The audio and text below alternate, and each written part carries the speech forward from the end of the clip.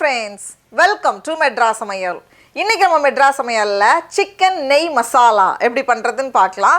இதுல வந்து நம்ம ஃப்ரெஷ்ஷா மசாலா அரைச்சு சேர்க்க போறோம். அது மட்டும் இல்லாம நெய்யெல்லாம் சேர்த்து பண்றதுனால இன்னுமே வந்து நல்ல ஒரு வாசனையா நல்ல ஒரு டேஸ்டா இருக்கும். இப்போ இது பண்றதுக்கு நம்ம வந்து ஃப்ரெஷ்ஷா மசாலா அரைச்சிடலாம். அதுக்கு ஒரு panல 1 டேபிள்ஸ்பூன் அளவுக்கு மல்லி விதைகள் சேர்த்துக்கோங்க. இது கூடவே 2 டீஸ்பூன் சீரகம், 1 டீஸ்பூன் சோம்பு, கூடவே 1 டீஸ்பூன் மிளகு எல்லாத்தையும் சேர்த்துட்டு ஃபர்ஸ்ட் வந்து நம்ம நல்லா வறுத்துடலாம். இப்போ இந்த மாதிரி வறுப்பட்டதும் இதை வந்து ஒரு மிக்ஸி ஜாரில் மாற்றிக்கோங்க. மாற்றிட்டு இப்போ இதே பேனில் கொஞ்சமாக எண்ணெய், 1 டீஸ்பூன் போல் எண்ணெய் சேர்த்துக்கோங்க. எண்ணெய் சூடானதும் இதில் ஒரு சின்ன துண்டு இஞ்சி, அதை வந்து கொஞ்சம் சின்னதாக கட் பண்ணி வச்சுருக்கேன். கூடவே 6லேருந்து 7 பல் போல் பூண்டு, அதையும் உள்ளே சேர்த்துடலாம். இந்த மாதிரி லேசாக எண்ணெயில் வதக்கிட்டு சேர்க்கும்போது நமக்கு வந்து இந்த இஞ்சி பூண்டோட பச்சை வாசனை வராமல் இருக்கும். இப்போ இதில் வந்து ஒரு 10லேருந்து 12 போல் காஷ்மீரி மிளகாய் சேர்த்துக்கோங்க. அதை வந்து கொஞ்சம் ரஃபாக கட் பண்ணி வச்சுருக்கேன். கொஞ்சம் காரம் வந்து மைல்டாக போதும் அப்படின்னா காஷ்மீரி மிளகாயோட நிப்பாட்டிக்கலாம். இல்லை இன்னும் கொஞ்சம் கூட உங்களுக்கு ஸ்பைஸியாக வேணும் அப்படின்னா நம்ம வந்து சாதாரண மிளகாய் நம்ம எப்போ வச்சுருப்போம்ல அதில் வந்து ஒரு 5லேருந்து 6 நம்ம சேர்த்துக்கலாம். எக்ஸ்ட்ரா அந்த ஹீட்டுக்காக, அந்த காரத்துக்காக நம்ம வந்து எக்ஸ்ட்ரா மிளகாய் சேர்த்துக்கலாம். சேர்த்துட்டு இந்த மாதிரி ஓரளவுக்கு நல்லா வறுபட்டதும் நம்ம ஸ்டவ் ஆஃப் பண்ணிடலாம். ஃபஸ்ட்டு வந்து நம்ம ட்ரை ரோஸ்ட் பண்ணி வச்சுக்கக்கூடிய மசாலாவை எவ்வளோ நல்லா பவுடர் பண்ண முடியுமோ அந்தளவுக்கு நல்லா பவுடர் பண்ணி எடுத்துகிட்டு வந்திருக்கேன். இப்போ இது கூடவே நம்ம வந்து அடுத்தது கொஞ்சம் இஞ்சி பூண்டு அப்புறம் வந்து மிளகாய் வறுத்து வச்சுருந்தோம்ல அதையும் உள்ளே சேர்த்துடலாம். சேர்த்துட்டு இது கூடவே 2 டேபிள் ஸ்பூன் அளவுக்கு தயிர், அதுக்கப்புறமா கொஞ்சம் தண்ணி, மறுபடியும் இதை வந்து நல்லா அரைச்சி நல்லா விழுதாக பேஸ்ட்டாக அரைச்சி எடுத்துகிட்டு வந்திருக்கேன். அவ்வளோதான், மசாலா ரெடி பண்ணியாச்சு. இப்போ வந்து வெங்காயம் தக்காளி வதக்கிட்டு இந்த மசாலா சேர்த்து சிக்கன் சேர்த்து குழம்பு வந்து ஈஸியாக ரெடி பண்ணிடலாம். அதுக்கு ஒரு பேனில் 2 டேபிள் ஸ்பூன் போல் எண்ணெய் சேர்த்துக்கோங்க. கூடவே 2 டேபிள் ஸ்பூன் அளவுக்கு நெய்யும் எண்ணெயும் சூடானதும் இதில் வந்து ஒரு வெங்காயம், அதை வந்து நல்லா சின்ன சின்னதாக கட் பண்ணி வச்சுருக்கேன். சேர்த்துட்டு இந்த வெங்காயம் வந்து வதங்கி வரட்டும்.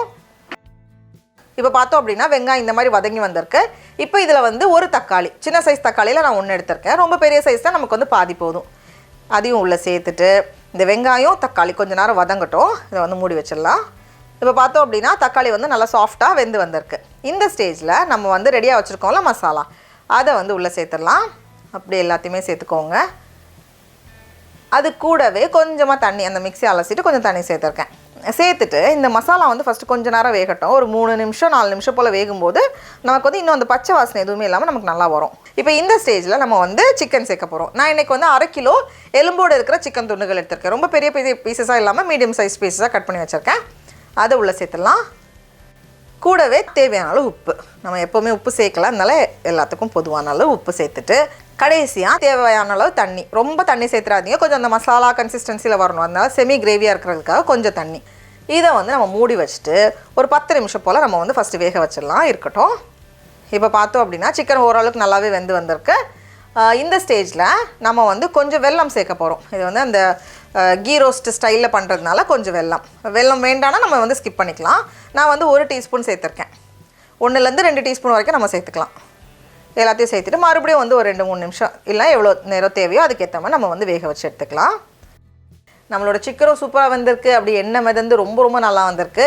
இப்போ இதில் வந்து ஃபைனல் டச்சாக கொஞ்சம் கருவேப்பிலை இலை, அதுக்கப்புறமா கொஞ்சம் நெய். இந்த கடைசி நம்ம இந்த நெய் சேர்க்கும்போது இன்னும் வந்து நமக்கு அந்த வாசனையை வந்து என்ஹான்ஸ் பண்ணும், நல்லா இன்னும் தூக்கலாக காமிக்கும். அதனால கொஞ்சமாக நெய் மட்டும் சேர்த்துட்டு இதை வந்து நம்ம மூடி வச்சிடலாம். ஒரு 10 நிமிஷம் அப்படியே இருக்கட்டும். இப்போ நான் ஸ்டவ் ஆஃப் பண்ணிவிட்டு ஒரு 10 நிமிஷம் வச்சுட்டு நம்ம ஓப்பன் பண்ணும்போது பாருங்கள் எவ்வளோ சூப்பராக வந்திருக்குன்னு. சடா, அவ்வளோதான், நம்மளோட சூப்பரான சிக்கன் நெய் மசாலா ரெடியாக இருக்குது. இப்போ நம்ம டேஸ்ட் பண்ணி பார்க்கலாமா? நான் இன்றைக்கி வந்து இட்லியோட சாப்பிட போகிறேன். அப்படியே நம்மளோட ஸ்பஞ்சு போல் இட்லி ப்ளஸ் அந்த கொஞ்சம் காரசாரமான அந்த சிக்கன் ரொம்ப ரொம்ப நல்லாயிருக்கு. நீங்களும் கண்டிப்பாக இந்த ரெசிபியை வீட்டில் செஞ்சு பாருங்கள். உங்களுக்கு இந்த வீடியோ பிடிச்சிருந்துச்சுன்னா மெட்ராஸ் சமையலுக்கு சப்ஸ்கிரைப் பண்ணுங்கள். நாவின் சுவை அரும்புகள் மலரட்டும்.